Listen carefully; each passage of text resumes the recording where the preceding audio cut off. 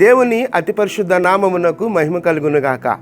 అనుదినము ఈ ధ్యానాలను, ఈ హోప్ ఫర్ టుడే వాక్య ధ్యానాలను మీరు అనుసరిస్తూ ఆధ్యాత్మికంగా అభివృద్ధి పొందుతున్నారని నమ్మి దేవాది దేవుని ఎంతగానో స్తుతిస్తున్నాను. మాకు కూడా దేవుడు చూపిస్తున్న కృప, ప్రార్థనాపూర్వకంగా ఈ ధ్యానాలను మీ ముందుకు తీసుకొని రావడం, ఇది నా హోప్ ఫర్ టుడే వాక్య ధ్యానంలోనికి మిమ్మల్ని ఆహ్వానిస్తూ ఉన్నాను. జఫన్యా గ్రంథం 3వ అధ్యాయం 19వ వచనాన్ని నేను చదువుతున్నాను.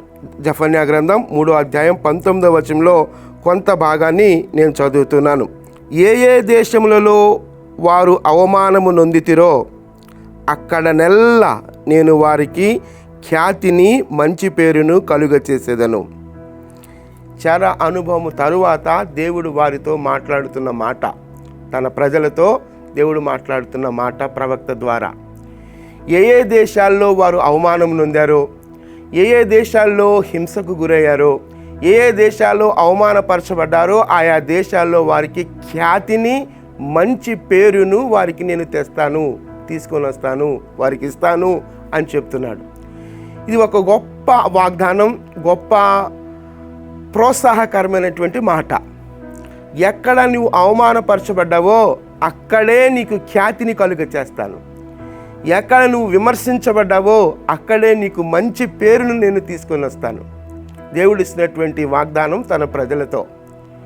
ఈ మాటను మనం తీసుకుంటున్నప్పుడు ఒకవేళ మన జీవితాల్లో కూడా ఏ ప్రాంతాలలో, ఏ పరిస్థితులలో, ఏ స్థలాలలో నువ్వు అవమానపరచబడ్డావో, లేకపోతే మనం అవమానపరచబడ్డామో, నిజమైనటువంటి విశ్వాసపు అనుభవాలు కలిగి, దేవుని మీద ఆధారపడుతూ నిజమైనటువంటి విశ్వాసపు అనుభవాలు కలిగి ఒకవేళ పరిస్థితుల ద్వారా లేదా వ్యక్తుల ద్వారా అవమానపరచబడ్డామో, అలా అవమానపరచబడిన స్థితిలో దేవుడు మనల్ని విడిచిపెట్టే దేవుడు కాదు. అవమానపరచబడిన స్థలాలలో, ఏ స్థలాల్లో నువ్వు అవమానపరచబడ్డావో అక్కడ ఖ్యాతిని కలుగ చేస్తానంటున్నాడు. అంత మాత్రమే కాదు, మంచి పేరును నీకు ఇస్తానంటున్నాడు, తీసుకొస్తానంటున్నాడు. అంటే నీ అవమానంగా ఉండబోదు, లేకపోతే ఆ అవమానంతోనే నీ జీవితం ముగిసిపోదు, లేకపోతే ఆ నిందతోటే నీ జీవితం ముగిసిపోదు. కాబట్టి ఏ అవమానం నువ్వు పొందుకున్నావో అవమానానికి ప్రతిగా ఖ్యాతిని నీకు ఇస్తానంటున్నాడు దేవుడు, మంచి పేరుని నీకు ఇస్తానంటున్నాడు దేవుడు. అది గొప్ప ప్రోత్సాహకరమైనటువంటి మాట. ఒకవేళ ఎక్కడైనా ఏ వ్యక్తుల ద్వారానైనా అవమానపరచబడి ఆత్మలో విచారిస్తున్నట్లయితే, లేకపోతే దిగులుతో కృంగుదలలో నీవు ఉన్నట్లయితే, దేవుడు ఈ ఉదయకాల సమయంలో నీకు ఇస్తున్నటువంటి వాగ్దానం, నీకు ఇస్తున్న ప్రోత్సాహం ఏంటంటే ఆ అవమానంగా ఉండబోదు. ఆ అవమానము నుండి దేవుడు నీకు ఖ్యాతినివ్వబోతున్నాడు. ఒకవేళ విమర్శకులోనేటువంటి పరిస్థితి ఉన్నట్లయితే ఆ విమర్శకులోనేటువంటి పరిస్థితులలోనే దేవుడు నీకు మంచి పేరును నీకు ఇవ్వబోతున్నాడు. దాన్ని మనం తీసుకోగలిగితే, దేవుని సన్నిధిలో నుండి మనం తీసుకోగలిగితే, నిజమే ప్రభువా, ఇదిగో ఈ అవమానం చేత నేను పీడింపబడుతున్నాను ప్రభువా, ఈ అవమానం చేత నేను నలిగిపోతున్నాను ప్రభువా, కృంగిపోతున్నాను ప్రభువా, ఆ పరిస్థితుల్లో నీవు నాకు ఖ్యాతినిస్తానన్నావు ప్రభువా. ఎంత గొప్ప వాగ్దానం ప్రభువా.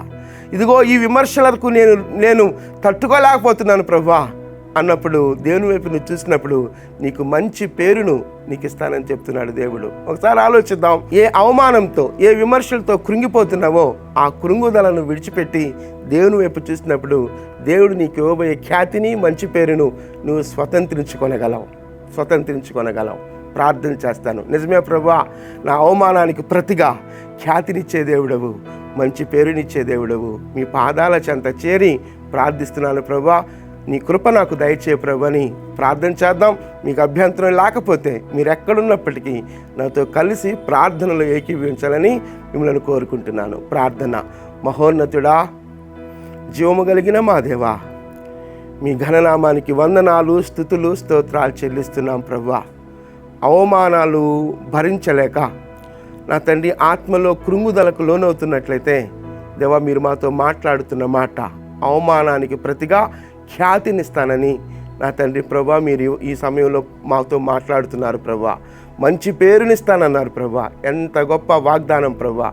మీ సన్నిధిలో మీ పాదాల చెంత చేరి మీ వైపు చూస్తూ మీ కృపకు మమ్మల్ని మేము అప్పగించుకున్నప్పుడు మీరు ఇచ్చే ఖ్యాతి మంచి పేరును బట్టి స్తుతిస్తూ ఆరాధిస్తూ యేసుక్రీస్తు అతి శ్రేష్టమైన నామంలో ప్రార్థించి స్తుతించి వేడుకొనుచున్నాం తండ్రి. Amen, amen. ప్రభు సన్నిధి నిత్యము మనకు తోడయుండునుగాక. ఆమెన్.